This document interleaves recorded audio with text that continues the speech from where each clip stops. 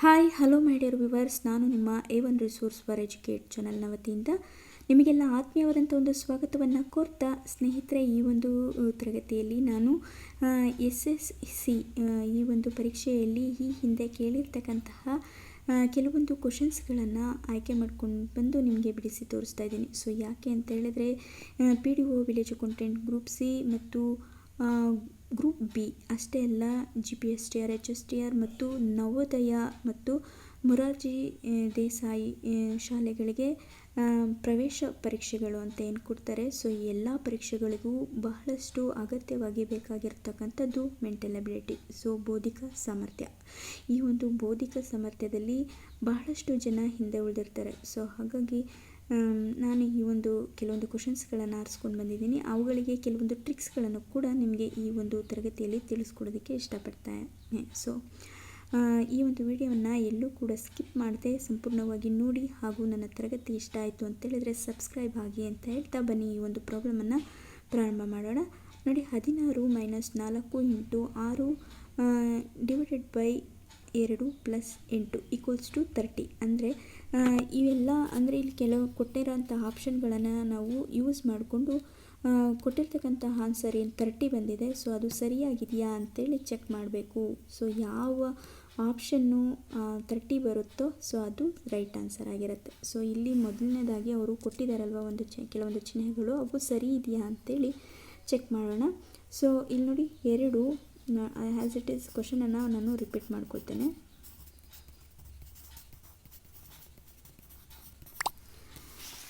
ನೋಡಿ, 2 × 2 = 3 × 6.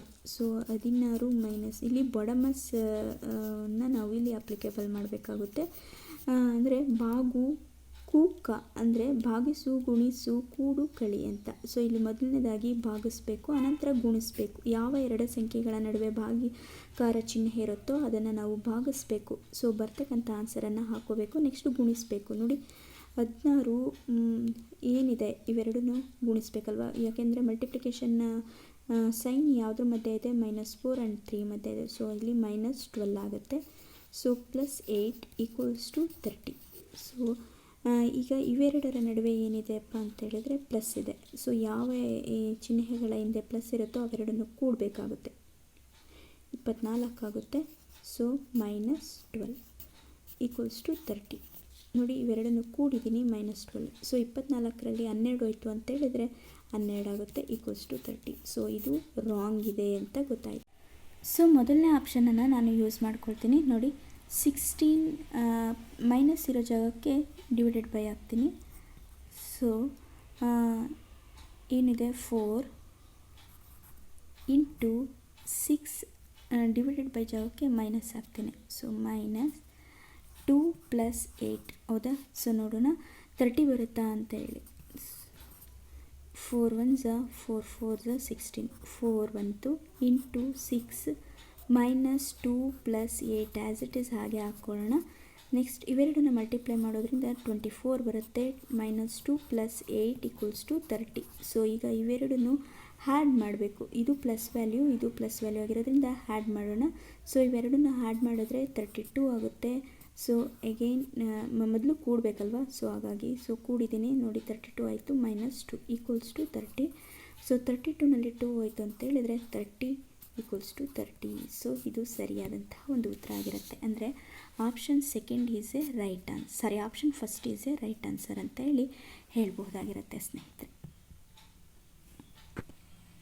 68 = 19 = 76 = 71 = 164 ಅಂತ ಹೇಳಿ ಇಷ್ಟು ಲಾಸ್ಟಲ್ಲಿ ಕ್ವಶನ್ ಮಾರ್ಕನ್ನು ಕೊಟ್ಟಿದ್ದಾರೆ. ಸೊ ಈ ಒಂದು ಪ್ರಾಬ್ಲಮನ್ನು ನಾವು ಯಾವ ರೀತಿ ಸಾಲ್ವ್ ಮಾಡ್ಬೋದು ಅಂತ ಹೇಳಿ ನಾನೀಗ ನಿಮಗೆ ತೋರಿಸ್ಕೊಡ್ತೇನೆ. ಸೊ ಇಲ್ಲಿ ಮೊದಲನೇ ನಂಬರ್ ಏನಿದೆ 68. ಸೊ 68 ನೋಡಿ, ಎಲ್ಲನೂ ಕೂಡ ಈವನ್ ನಂಬರಲ್ಲೇ ಎಂಡ್ ಆಗಿರೋದ್ರಿಂದ ಸೊ 2 ನಂಬರಿಂದ ಬಹಳಷ್ಟು ಈಸಿಯಾಗಿ ಡಿವೈಡ್ ಆಗೋದನ್ನು ನಾವಿಲ್ಲಿ ನೋಡಬಹುದು. ಮೀನ್ಸ್ ಎರಡನೇ ನಂಬರಿಂದ ಅಂದರೆ ಎರಡನೇ ಅಂಕಿಯಿಂದ ಈ ಎಲ್ಲ ನಂಬರ್ಗಳು ಬಹಳಷ್ಟು ಈಸಿಯಾಗಿ ಡಿವೈಡ್ ಆಗುತ್ತೆ, ಮೀನ್ಸ್ ಭಾಗಿಸಲ್ಪಡುತ್ತೆ. ಸೊ ಹಾಗಾಗಿ ನಾನಿಲ್ಲಿ 2ರಿಂದ ಭಾಗಿಸ್ತೇನೆ. ನೋಡಿ, 2 2 2 3 6, ಇನ್ನು 2 4 8 ಹೌದಲ್ವಾ. ಸೊ ಮತ್ತೆ 34 ಬಂತು. ಮತ್ತೆ ಅದನ್ನು ನಾವು 2ರಿಂದನೇ ಭಾಗ ಮಾಡಬೇಕು. 2 1 2 2 1 2. ಸೊ ಇಲ್ಲಿ 1 ಎಕ್ಸ್ಟ್ರಾ ಉಳಿಯುತ್ತೆ. 2 7 14. ಸೊ ಇಲ್ಲಿ 2 ಟೈಮ್ ನಾವು ಡಿವೈಡ್ ಮಾಡ್ಕೊಂಡಿರೋದ್ರಿಂದ 17ಗೆ 2ಅನ್ನು ಆ್ಯಡ್ ಮಾಡ್ತೀನಿ. ನೋಡಿ, ಬಂದಿರತಕ್ಕಂತಹ ರಿಮೈಂಡರ್ಗೆ ನಾನು 2ಅನ್ನು ಅಂದರೆ 2 ಟೈಮ್ಸ್ ನಾನು ಡಿವೈಡ್ ಮಾಡಿರೋದ್ರಿಂದ 2ಅನ್ನು ಆ್ಯಡ್ ಮಾಡ್ಕೊಳ್ತೀನಿ. ಸೊ ಹಾಗಾಗಿ ಇದರ ಆನ್ಸರ್ ಎಷ್ಟಾಗುತ್ತಪ್ಪ ಅಂತೇಳಿದ್ರೆ 19 ಆಗುತ್ತೆ. ಸೊ ಹಾಗಾಗಿ ಇಲ್ಲಿ 19 ಕೊಟ್ಟಿರೋದನ್ನು ನೋಡಬಹುದು. ಇನ್ನು 76. ಸೊ 76ಅನ್ನು ನಾನು 2ಇಂದ ಡಿವೈಡ್ ಮಾಡ್ತೀನಿ. ನೋಡಿ, 2 1s 2, 3s 6. ಸೊ 1 ಉಳಿಯುತ್ತೆ, ಅಂದರೆ ಇಲ್ಲಿ 16 ಆಗುತ್ತೆ. 2 8s 16. ಬಂದ ಆನ್ಸರ್ ಎಷ್ಟು? ರಿಮೈಂಡರು 38 ಬರುತ್ತೆ. ಸೊ ಮತ್ತೆ ಹೇಗೇನು ನಾನು 2ಇಂದ ಡಿವೈಡ್ ಮಾಡ್ತೀನಿ. 2 1s 2 1s ಕ್ಯಾನ್ಸಲ್, ಇಲ್ಲಿ 1 ಉಳಿಯುತ್ತೆ. 2 9s 18 ಹೌದಲ್ವಾ. ಸೊ 19 ಅಂದರೆ ಇಲ್ಲಿ ನಾವು 2 ಟೈಮ್ ಡಿವೈಡ್ ಮಾಡ್ಕೊಂಡಿರೋದ್ರಿಂದ 2ಅನ್ನು ಆ್ಯಡ್ ಮಾಡ್ತಾ ಹೋಗ್ತೀನಿ. ಸೊ 19ಗೆ 2 ಆ್ಯಡ್ ಮಾಡಿದ್ರೆ 21 ಬರುತ್ತೆ. ಸೊ ಹಾಗಾಗಿ ಇಲ್ಲಿ 21 ಬಂದಿರೋದನ್ನ ನೋಡ್ಬೋದು. ಇನ್ನು 164 ನೋಡಿ, 164ನ 2ಇಂದ ಡಿವೈಡ್ ಮಾಡಿ. ಸೊ 2 1s 2 8s 16 ಆಗುತ್ತೆ. ಸೊ ಇಲ್ಲಿ ಉಳಿಯೋದು 2 2s 4. ಸೊ ಇಲ್ಲಿ 82 ರಿಮೈಂಡರ್ ಉಳಿಯುತ್ತೆ. ಹೇಗೇನು 2ಇಂದ ಮತ್ತೆ ನಾವು ಡಿವಿಷನ್ ಮಾಡ್ಕೊಬೇಕು. So 2 1s 2 4s 2 1s. So 41 ಉಳಿಯುತ್ತೆ. ಹೇಗೇನು ನಾವು 2 ಟೈಮ್ ಡಿವೈಡ್ ಮಾಡಿರೋದ್ರಿಂದ 2ಅನ್ನು ಏನು ಮಾಡಬೇಕು? ಆ್ಯಡ್ ಮಾಡ್ಕೋಬೇಕು. ಸೊ 41ಗೆ 2ಅನ್ನು ಆ್ಯಡ್ ಮಾಡಿದ್ರೆ ಬರುವಂತಹ ಆನ್ಸರ್ ಎಷ್ಟಾಗಿರುತ್ತಪ್ಪ ಅಂತೇಳಿದರೆ 43 ಆಗಿರುತ್ತೆ. ಸೊ ಆಪ್ಷನ್ಗಳಲ್ಲಿ 43 ಇದೆಯಾ? ಎಸ್, 3 ಇದೆ, 43 ಇದೆ. ಅದು ಯಾವುದರಲ್ಲಿ? ಆಪ್ಷನ್ ಸಿ-ನಲ್ಲಿ ಇದೆ. ಸೊ ಹಾಗಾಗಿ 43 it is A right answer ಅಂತ ಹೇಳ್ಬೋದಾಗಿರುತ್ತೆ ಸ್ನೇಹಿತರೆ. ಹೀಗಿದೆ, ಒಂದು ಬಾಕ್ಸನ್ನು ಕೊಟ್ಟಿದ್ದಾರೆ. ಆ ಬಾಕ್ಸ್ ಒಳಗಡೆ 3 ಕಾಲಮ್ಸ್ ಇದೆ, ಅದೇ ರೀತಿಯಾಗಿ 3 ರೋಗಳಿದೆ. ಸೊ ಪ್ರಶ್ನೆ ಚಿಹ್ನೆ ಇರುವ ಜಾಗದಲ್ಲಿ ಬರುವ ಸಂಖ್ಯೆ ಯಾವುದು ಅಂತೇಳಿ, ಈ ಪ್ರಶ್ನೆ ಇರುವಂತಹ ಜಾಗದಲ್ಲಿ ಬರುವಂತಹ ಸಂಖ್ಯೆ ಯಾವುದು ಅಂತೇಳಿ 4 ಆಪ್ಷನ್ಗಳನ್ನು ಕೊಟ್ಟಿದ್ದಾರೆ. ನೋಡಿ, 95 100 110 115 ಅಂತೇಳಿ. ಸೊ ಮೊದಲನೇ ಕಾಲಮನ್ನು ನಾನು ತಗೊಳ್ತೇನೆ. ಸೊ 6 + 15 ಎಷ್ಟಾಗುತ್ತೆ? 21 ಆಗುತ್ತೆ ಅಲ್ವಾ. ಸೊ 21 84ಗೂ 21ಗೂ ಯಾವ ರೀತಿ ಸಂಬಂಧ ಇದೆ ಅಂತೇಳಿ ಸ್ವಲ್ಪ ಯೋಚನೆ ಮಾಡೋದಾದರೆ, ಮಲ್ಟಿಪ್ಲೈ ಮಾಡಿದ್ರೆ ಹೇಗೆ ಅಂತೇಳಿ ನೋಡಿದೆ. ಸೊ ಹಾಗಾಗಿ ಇಲ್ಲಿ 4ಇಂದ ನಾವು ಮಲ್ಟಿಪ್ಲೈ ಮಾಡೋದ್ರಿಂದ 84 ಬರುತ್ತೆ. ನೋಡಿ, 4 1s 4, 4 2s 8. ಸೊ ಇದೇ ಮೆಥಡು ನೆಕ್ಸ್ಟ್ ಕಾಲಮ್ಗೆ ಅಪ್ಲಿಕೇಬಲ್ ಆಗುತ್ತಾ ಅಂತೇಳಿ ಚೆಕ್ ಮಾಡೋಣ. ಸೊ ಇವೆರಡನ್ನೂ ಆ್ಯಡ್ ಮಾಡಿದ್ರೆ ನಮಗೆ ಬರುವಂಥ ಆನ್ಸರು 38 ಆಗಿರುತ್ತೆ. ಅದೇ ರೀತಿಯಾಗಿ 4ಅನ್ನು ಮಲ್ಟಿಪ್ಲೈ ಮಾಡಿದ್ರೆ ಎಷ್ಟು ಬರುತ್ತೆ ಅಂತೇಳಿದರೆ 152 ಬರುತ್ತೆ. ಸೊ ನೋಡಿ, 4 8s 32 ಬರುತ್ತೆ. 32ಗೆ 2 ಹಾಕಬೇಕು, ಕ್ಯಾರಿ 3 ಕೊಟ್ಟರೆ. ಸೊ ಇನ್ನು ನೆಕ್ಸ್ಟ್ 4 3s 12 + 5 12 + 3 15 ಆಗುತ್ತೆ. ಸೊ 52 ಆಯಿತು. ಅಂದರೆ ಇದೇ ಮೆಥಡನ್ನು ಥರ್ಡ್ ಕಾಲಮ್ಗೂ ಕೂಡ ನಾವು ಅಪ್ಲಿಕೇಬಲ್ ಮಾಡ್ಕೋಬೇಕಾಗುತ್ತೆ. ಸೊ 20 + 5 25 ಆಯಿತು. ಸೊ 25 × 4 ಅಂತ ಹೇಳಿದರೆ 100 ಆಗುತ್ತೆ, ಹೌದಲ್ವಾ. ಸೊ ಹಾಗಾಗಿ ಬರ್ತಕ್ಕಂಥ ಆನ್ಸರು ಆಪ್ಷನ್ಗಳಲ್ಲಿ ಸೆಕೆಂಡ್ ಆಪ್ಷನಲ್ಲಿ ಇದೆ. ಸೊ ಹಾಗಾಗಿ ಇಲ್ಲಿ 100 ಅಂತೇಳಿ ನಾವು ಈಸಿಯಾಗಿ ಬರೀಬಹುದು. ನೋಡಿ ಸ್ನೇಹಿತರೆ, ಇಲ್ಲಿ ಕೊಡುವಂತಹ ಪ್ರಶ್ನೆಗಳು ಅಂದರೆ ಸ್ಪರ್ಧಾತ್ಮಕ ಪರೀಕ್ಷೆಗಳಿಗೆ ಕೊಡುವಂತಹ ಎಲ್ಲ ಪ್ರಶ್ನೆಗಳು ಕೂಡ ಬಹಳಷ್ಟು ಲಾಜಿಕಲಿ ಥಿಂಕ್ ಮಾಡುವಂತಹವುಗಳಾಗಿರ್ತವೆ. ಅಲ್ಲಿ ಕೂಡೋದು ಇರ್ಬೋದು, ಕಳೆಯೋದಿರಬಹುದು, ಅಥವಾ ಗುಣಿಸಿ ಮತ್ತೆ ಎರಡನ್ನು ಅಂದರೆ ಬೇರೆ ಸಂಖ್ಯೆಗಳನ್ನು ಆ್ಯಡ್ ಮಾಡೋದು ಇರ್ಬೋದು, ಅಥವಾ ಗುಣಿಸಿದ ನಂತರ ಬೇರೆ ಸಂಖ್ಯೆಗಳನ್ನು ಅಂದರೆ ಯಾವುದಾದ್ರೂ 2 ಸಂಖ್ಯೆಗಳನ್ನು ಕಳೆಯೋದಿರ್ಬೋದು. ಸೊ ಈ ರೀತಿಯಾಗಿ ಬಹಳಷ್ಟು ಲಾಜಿಕಲ್ ಆಗಿ ಕೇಳೋದ್ರಿಂದ ನಾವು ಎಲ್ಲ ಹ್ಯಾಂಗಲಲ್ಲೂ ಕೂಡ ಥಿಂಕ್ ಮಾಡಬೇಕಾಗುತ್ತೆ. ಸೊ ಹಾಗಾಗಿ ಸ್ವಲ್ಪ ಕೇರ್ಫುಲ್ಲಾಗಿ ಅಟೆಂಡ್ ಮಾಡಿದ್ರೆ ಒಳ್ಳೆಯದಿರುತ್ತೆ ಅಂತ ಹೇಳಿ. 4th ಕ್ವಶನ್ ಹೀಗಿದೆ. ಒಂದು ಬಾಕ್ಸನ್ನು ಕೊಟ್ಟಿದ್ದಾರೆ. ಆ ಬಾಕ್ಸ್ನಲ್ಲಿ 3 ಕಾಲಮ್ ಇದೆ ಮತ್ತು 4 ರೋಗಳಿವೆ. ಸೊ ಇದರಲ್ಲಿ ಪ್ರಶ್ನಾರ್ಥಕ ಚಿಹ್ನೆಯ ಜಾಗದಲ್ಲಿ ಬರಬೇಕಾಗಿರುವ ಸಂಖ್ಯೆ ಯಾವುದು ಅಂತೇಳಿ 4 ಆಪ್ಷನ್ಗಳನ್ನು ಕೊಟ್ಟಿರೋದನ್ನು ನೋಡ್ಬೋದು. ಸೊ ಪ್ರಶ್ನಾರ್ಥಕ ಚಿಹ್ನೆ ಇಲ್ಲಿದೆ. ಸೊ ಇಲ್ಲಿ ನಾನು ಮೊದಲನೇದಾಗಿ ಒಂದು ಟ್ರಿಕ್ಕನ್ನು ಯೂಸ್ ಮಾಡಿದೆ. ಸೊ ಅದೇ ಟ್ರಿಕ್ಕನ್ನು 3 ಕಾಲಮ್ಗೂ ಕೂಡ ಅಪ್ಲಿಕೇಬಲ್ ಮಾಡಿದೆ. ಸೊ ಆನ್ಸರ್ ಬಂತು. ನೋಡಿ ಆ ಟ್ರಿಕ್ ಯಾವುದು ಅಂತ ತೋರಿಸ್ತೇನೆ. 5 ಇದೆ ಅಲ್ವಾ, 5ನ ನಾನು ಸ್ಕ್ವೇರ್ ಮಾಡ್ಕೋತೀನಿ. ಅಂದರೆ 5 square and 4 square. So 4 square ನೋಡಿ, 5 5 25 ಆಗುತ್ತೆ. ಅದೇ ರೀತಿಯಾಗಿ 4 4 16 ಆಗುತ್ತೆ. ಸೊ ಎರಡನ್ನು ನಾವು ಆ್ಯಡ್ ಮಾಡಿದವಾಗ ನಮಗೆ ಸಿಗುವಂಥದ್ದು 41 ಆಗಿರುತ್ತೆ. ಸೊ ಆನ್ಸರ್ 41 ಆದವಾಗ ಇಲ್ಲಿ ಥರ್ಡ್ ರೋನಲ್ಲಿ ಏನು ಕೊಟ್ಟಿದ್ದಾರಲ್ವ ಆ ನಂಬರನ್ನು ನಾವು ಮೈನಸ್ ಮಾಡ್ತಾ ಹೋಗ್ತೀನಿ. ನೋಡಿ ಮೈನಸ್ ಮಾಡಿ. ಸೊ 1 ಮೈನಸ್ ಮಾಡಿದ್ರೆ ನಮಗೆ ಸಿಗುವಂಥ ಆನ್ಸರ್ ಎಷ್ಟಿದೆ, 40 ಆಗಿರುತ್ತೆ. ಸೊ ಬಂದಿರೋ ಅಂಥ ಆನ್ಸರ್ ಎಷ್ಟಿದೆ, 40 ಇದೆ.